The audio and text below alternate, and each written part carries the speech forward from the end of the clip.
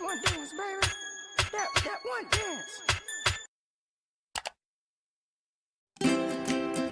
Halo, assalamualaikum warahmatullahi wabarakatuh. Hai teman-teman semua, perkenalkan nama saya Sofianawati.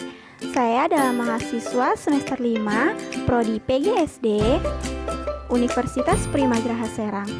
Pada video kali ini, saya akan membahas tentang materi pengajaran membaca dan menulis permulaan pada mata kuliah Bahasa Sastra Indonesia SD kelas rendah. Baik, langsung saja kita mulai tentang pembahasan materi, yaitu tentang pengajaran membaca dan menulis permulaan. Yang pertama ialah tentang pengertian keterampilan membaca permulaan. Keterampilan membaca adalah suatu keahlian yang dimiliki oleh seseorang dalam bidang atau kegiatan membaca, di mana dengan membaca maka seseorang akan dapat memperoleh pesan baik yang tersurat maupun tersirat. Menurut Zuhdi dan Budiasih yang dikutip oleh jurnal Paduka Online menyatakan bahwa kemampuan membaca yang diperoleh oleh siswa pada membaca permulaan akan sangat berpengaruh pada kemampuan membaca pada lanjut. Jadi, dapat disimpulkan bahwa keterampilan membaca peserta didik dipengaruhi pada saat permulaan membaca. Dengan membaca pada saat pertama kali, apabila siswa mengalami kesulitan, maka akan menjadi hal yang wajar. Yang selanjutnya yang akan kita bahas ialah tentang jenis-jenis keterampilan membaca. Membaca dibagi menjadi dua. Yang pertama itu membaca nyaring, dan yang kedua adalah membaca dalam hati. Membaca dalam hati ini dibagi ke dalam dua bagian, yaitu membaca ekstensif dan membaca intensif. Dalam membaca ekstensif ini dibagi menjadi tiga. Yang pertama itu membaca survei, yang kedua membaca sekilas, dan yang ketiga membaca dangkal. Sedangkan dalam membaca intensif itu dibagi menjadi dua, yaitu membaca telaah isi dan yang kedua ialah membaca telaah bahasa. Nah, selanjutnya kita bahas satu persatu. Yang pertama itu apa sih membaca nyaring? Membaca nyaring merupakan suatu kegiatan membaca secara lisan dengan mengeraskan suara. Membaca nyaring ini merupakan alat yang digunakan guru, murid, atau pembaca bersama-sama dengan orang lain atau pendengar untuk mengungkap suatu informasi atau pesan. Nah, di dalam pembelajaran membaca nyaring ini, terutama di kelas rendah, yaitu kelas 1, 2, dan 3, di kelas 1 kita harus menggunakan, pertama itu menggunakan ucapan yang tepat. Yang kedua, menggunakan frase yang tepat. Yang ketiga, menggunakan intonasi suara yang wajar agar makna mudah dipahami.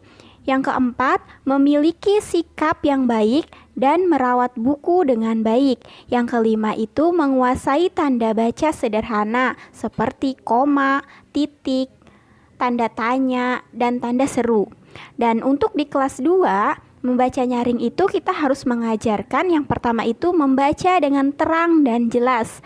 Yang kedua itu membaca dengan penuh perasaan atau ekspresi. Yang ketiga membaca tanpa terbata-bata. Sedangkan untuk di kelas 3 kita harus mengajarkan membaca nyaring itu secara yang pertama membaca dengan penuh perasaan dan ekspresi, dan yang kedua membaca dan memahami bahan bacaan.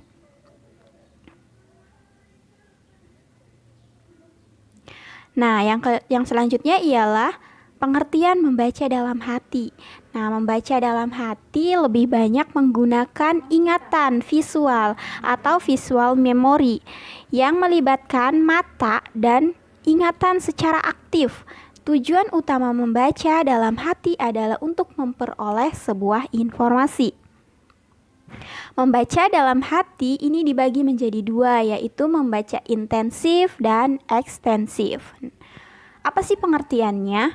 Nah, membaca intensif itu merupakan membaca studi seksama, telaah teliti, dan penanganan terperinci yang dilaksanakan dalam kelas terhadap suatu tugas yang pendek, kira-kira 2-4 halaman. Yang termasuk dalam kelompok membaca intensif adalah membaca telaah isi dan membaca telaah bahasa.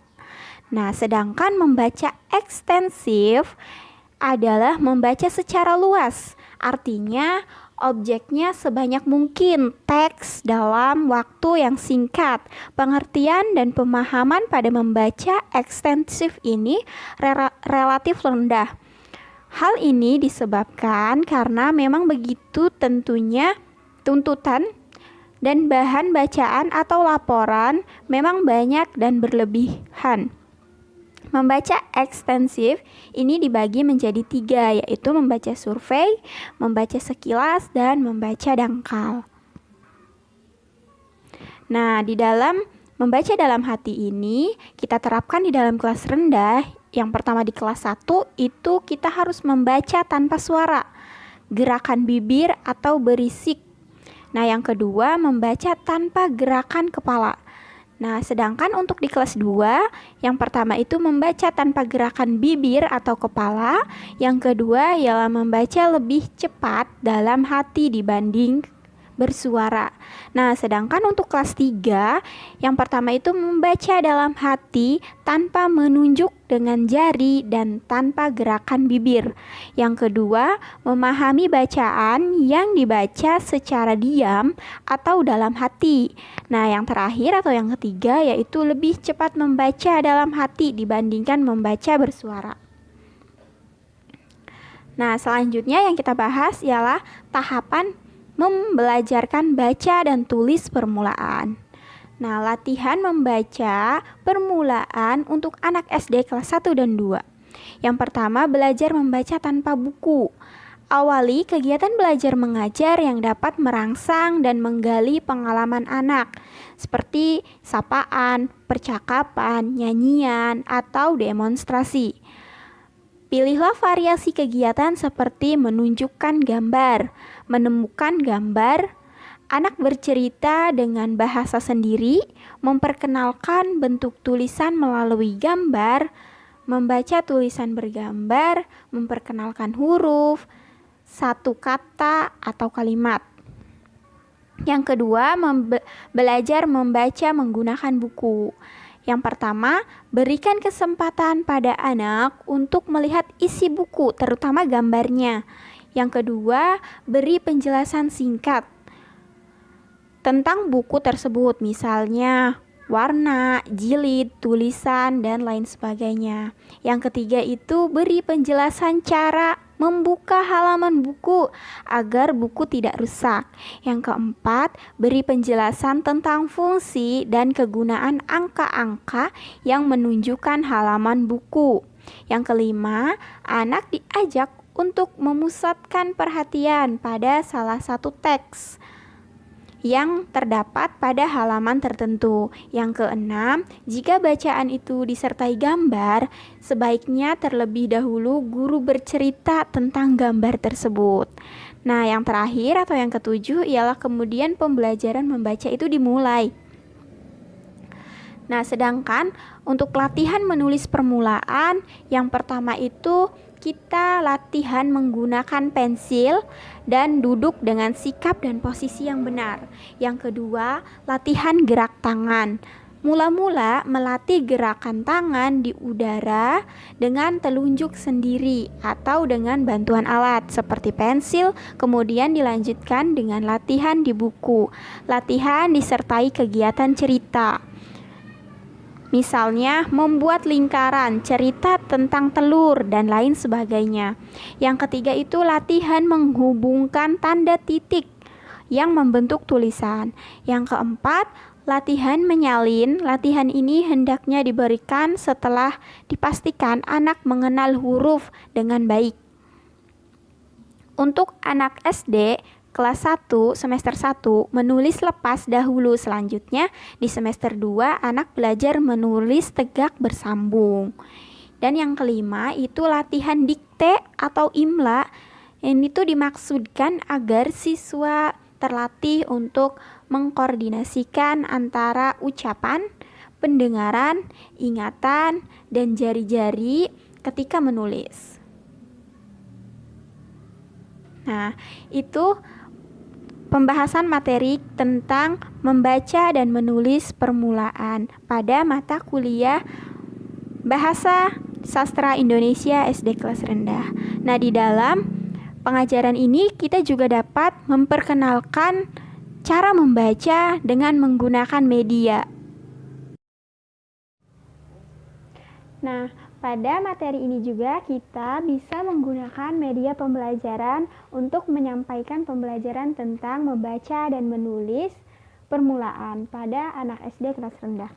Nah, di sini ada media pembelajaran yaitu papan kata. Cara menggunakannya yang pertama kita tempelkan sebuah gambar, misalkan contohnya di sini gambar bola. Nah, kemudian kita siapkan kartu huruf.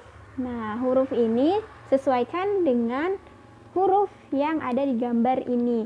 Di sini kan gambarnya bola, berarti di sini yang huruf atau kartu huruf yang kita perlukan adalah huruf B, O, L, dan A.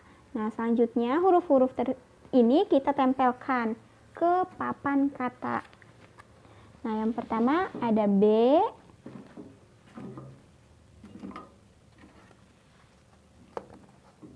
O, L, A. Nah, selanjutnya kita eja bersama-sama. B-O, bo, L-A, la. B-O, bo, L-A, la. Bola. Nah, seperti itu penggunaan media pembelajaran papan kata terhadap materi membaca dan menulis permulaan. Nah, sekian video yang dapat saya sampaikan. Kurang lebihnya mohon maaf. Ketemu lagi di video-video selanjutnya. Assalamualaikum warahmatullahi wabarakatuh. Do that one dance, baby. That one dance.